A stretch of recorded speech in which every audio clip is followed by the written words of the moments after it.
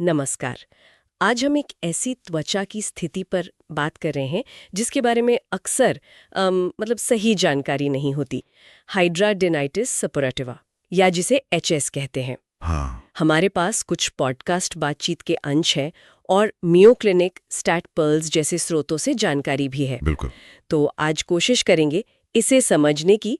ये है क्या, इसके अलग अलग स्टेज क्या हैं, क्या गलतफहमियां हैं इससे जुड़ी, और हाँ, इलाज क्या है। और ये जानना बहुत जरूरी है कि एचएस उतना रेयर नहीं है जितना लोग सोचते हैं। अमेरिका में ही देखें तो करीब 1 से 2% लोग इससे प्रभावित हैं। 1 से 2%? ये तो काफी हुआ। हाँ, और सबसे जरूरी बात जो बार बार कहनी पड़ती है, ये साफ सफाई की कमी से नहीं होता, बिल्कुल नहीं। और ना ही ये कंटेजियस है, मतलब एक से दूसरे को फैलता नहीं है। ये बहुत अहम बात है। तो चलिए शुरू से समझते हैं, एचएस असल में है क्या। देखिए, ये त्वचा की एक पुरानी क्रॉनिक सूजन वाली कंडीशन है।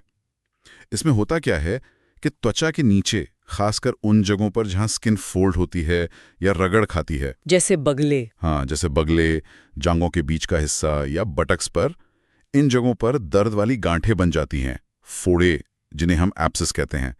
और कई बार त्वचा के नीचे ना ऐसी सुरंगें जैसी बन जाती हैं, साइनस ट्रैक्ट्स कहते हैं उन्हें। ओहो, सुनने में ही काफी दर्दनाक लगता है। इसकी वजह क्या है?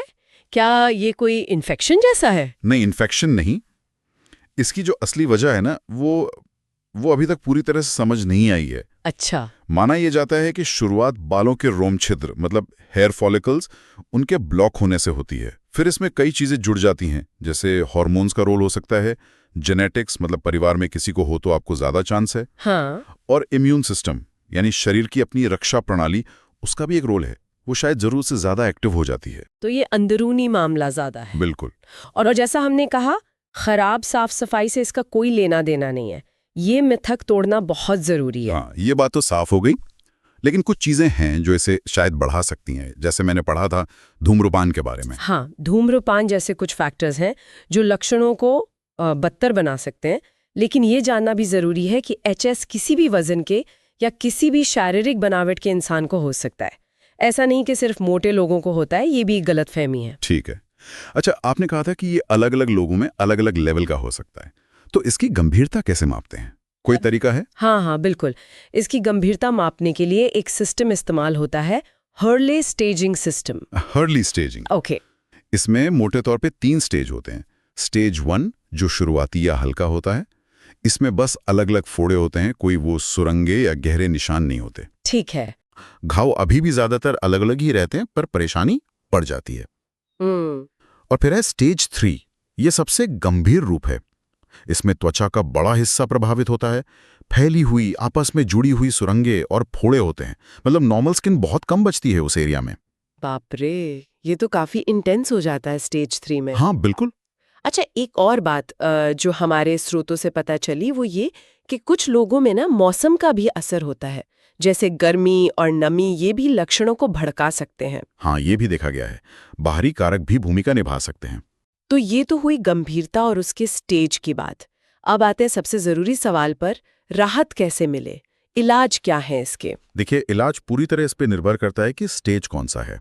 अच्छा। हल्के मामलों में, स्टेज 1 में, डॉक्टर अक्सर टॉपिकल एंटीबायोटिक से शुरुआत करते हैं। त्वचा पर लगाने वाली क्रीम या लोशन, जैसे क्लिंडामाइसिन। या फिर खाने वाली एंटीबायोटिक्स भी दे सकते हैं, जैसे डॉक्सीसाइक्लिन। कभी कभी हार्मोनल थेरेपी, जैसे स्पिरोनोलैक्टोन, भी मदद करती है, खासकर महिलाओं में। और मेटफॉर्मिन वाली बात, वो तो काफी दिलचस्प लगी मुझे, जो डायबिटीज की दवा है। हाँ, वो काफी इंटरेस्टिंग है। मेटफॉर्मिन भले ही मरीज को डायबिटीज ना हो, एचएस में सूजन और इंसुलिन रेजिस्टेंस को कम करने में मदद कर सकती है, तो ये भी एक विकल्प है। ये दिखाता है कि मामला कितना कॉम्प्लेक्स है, सिर्फ त्वचा का नहीं है। बिल्कुल। अब आते हैं मध्यम से गंभीर मामलों पर, स्टेज 2 और 3। हाँ। यहाँ पर बायोलॉजिक्स आजकल प्रमुख उपचार माने जाते हैं। बायोलॉजिक्स ये क्या होते हैं? ये खास तरह की दवाएं हैं जो जीवित स्रोतों से बनती हैं। ये शरीर के इम्यून सिस्टम के उन खास हिस्सों को टारगेट करती हैं जो सूजन पैदा कर रहे हैं। अच्छा। एचएस के लिए एफडीए ने एक बायोलॉजिक को मंजूरी दी है, एडालिमोमेब। इसके ब्रांड नाम हुमीरा या इसके जैसे बायोसिमिलर जैसे यूफ्लुमा है। इसे हफ्ते में 1 बार इंजेक्शन से दिया जाता है। ये टीएनएफ अल्फा नाम के प्रोटीन को ब्लॉक करता है, जो सूजन बढ़ाने में बड़ा रोल निभाता है। तो ये सीधे सूजन की जड़ पर ही काम करते हैं। और क्या विकल्प है इनके अलावा? दूसरे विकल्पों में सर्जरी भी शामिल है, जैसे एक प्रक्रिया होती है डी रूफिंग, जिसमें सुरंगों के ऊपर की त्वचा हटा देते हैं ताकि वो ठीक हो सके। लेजर थेरेपी भी एक ऑप्शन है, लेकिन खासकर गंभीर मामलों में अक्सर ऐसा होता है कि सर्जरी या लेजर के बाद भी नए घाव बनने से रोकने के लिए लगातार मेडिकल इलाज जैसे बायोलॉजिक्स की जरूरत पड़ती रहती है। समझ गई। तो ये एक लंबी चलने वाली लड़ाई हो सकती है। हाँ, कई लोगों के लिए ये एक क्रोनिक स्थिति है जिसे मैनेज करना होता है। ये तो हुई सारी शारीरिक बातें, इलाज, दवाएं, सर्जरी।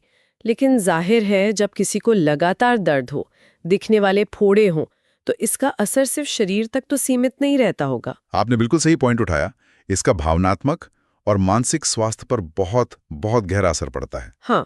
आप सोचिए, लगातार दर्द में रहना, घावों से कभी कभी रिसाव होना और लोगों के सामने जाने में शर्मिंदगी महसूस करना, ये सब मिलकर चिंता मतलब एंग्जाइटी और डिप्रेशन का कारण बन सकता है। बिल्कुल। हमारे पास जो मरीजों के अनुभव हैं वो बताते हैं कि रोज के काम करना भी मुश्किल हो जाता है। कई बार लोग समाज से कटने लगते हैं। तो ऐसे में क्या किया जाए? मदद कहाँ से मिल सकती है? देखिए, मानसिक स्वास्थ्य की देखभाल उतनी जरूरी है जितनी शारीरिक देखभाल। थेरेपी, काउंसलिंग बहुत मदद कर सकती है। इसके अलावा सपोर्ट ग्रुप्स, एचएस फाउंडेशन या होप फॉर एचएस जैसे संगठन हैं जो ऐसे ग्रुप चलाते हैं जहां लोग अपने अनुभव बांट सकते हैं, एक दूसरे का सहारा बन सकते हैं। ये बहुत ताकत देता है। हाँ, ये जानना कि आप अकेले नहीं हैं शायद बहुत बड़ी बात है। बिल्कुल। और साथ ही तनाव कम करने की तकनीकें सीखना, जैसे मेडिटेशन है या माइंडफुलनेस है, ये सब भी रोजमर्रा की चुनौतियों से निपटने में मदद कर सकता है। सबसे जरूरी बात ये याद रखनी है कि मदद मौजूद है, किसी को भी अकेले से लड़ने की जरूरत नहीं है। तो आज हमने एचएस के बारे में काफी कुछ जाना। ये आम है, साफ सफाई से जुड़ा नहीं है, इसके अलग अलग स्टेज और इलाज हैं। हाँ, और शायद सबसे जरूरी बात कि भावनात्मक और मानसिक सपोर्ट कितना ज्यादा मायने रखता है। बिल्कुल। और सही जानकारी और देखभाल अगर मिले तो एचएस को मैनेज किया जा सकता है, जीवन की गुणवत्ता सुधारी जा सकती है। बिल्कुल। और जाते जाते एक विचार छोड़ जाते हैं सोचने के लिए। हम अब ये जानते हैं कि एचएस इम्यून सिस्टम और सूजन से जुड़ा है। हाँ। तो भविष्य में अगर हम जीवन शैली और पर्यावरण के उन फैक्टर्स को और गहराई से समझ पाएं जो इस सूजन को कम या ज्यादा करते हैं, तो क्या इससे इलाज के कुछ और नए, शायद ज्यादा बेहतर रास्ते खुल सकते हैं? इसके बारे में सोचिएगा जरूर।